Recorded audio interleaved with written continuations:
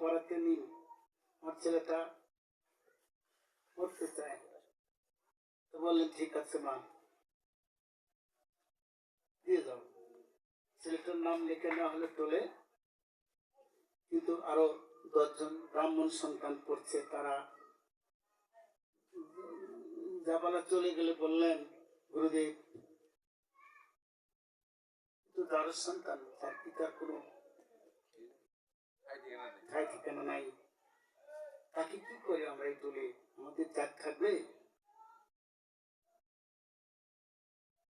গুরুদেব কথাবার্তা কিছু বলছে না। বলেন, গুরুদেব তাহলে আপনি এই ছেলেকেই পড়ান, আমরা পড়ব না।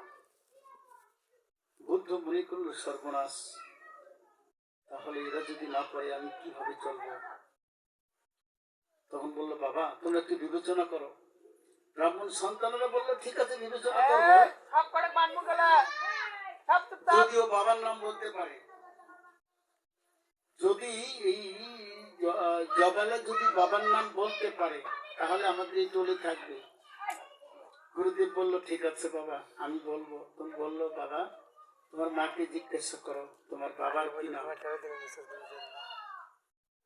তোমার বাবার নাম শুনে কাল চলে আসে স্কুলে। ঠিক আছে। মা খাবার দাবার দিল, ছেলেটা কাঁদিচ্ছে। মা বললো, বাবা কাঁদছো কেন? মা আমাকে একটা সত্য কথা বলো। হ্যাঁ বলো বাবা। তাহলে আমার বাবার নাম কি? মা কাঁদছে, কোনো কথা বললেন না, কিচ্ছু বললো না। বললো, মা বলছো না যে? বলো, বাবা কি ঠিকানা দেবো তোকে? আমি তোর বাবা, আমি তোর মা।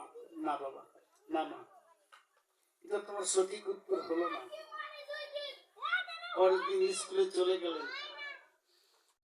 জাবালা, তুমি কি নাম শুনেছ? বললেন, গুরুদেব আমার মা বলতেই পারে না কে আমার বাবা। তাহলে তোমার স্কুলে থাকা হবে না। স্কুলে থাকলেন না, ফিরে আসলেন। আবার কিছুদিন পরে মায়ের কাছে বায়না ধরলো, মা যাও না, আমি লেখাপড়া করতে চাই। মা আবার সাথ করে নিয়ে গেলেন।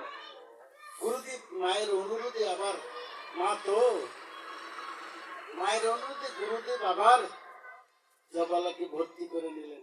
ব্রাহ্মণ সন্তানেরা বললেন, গুরুদেব আপনি লোভের বশবর্তী হয়ে আবার এই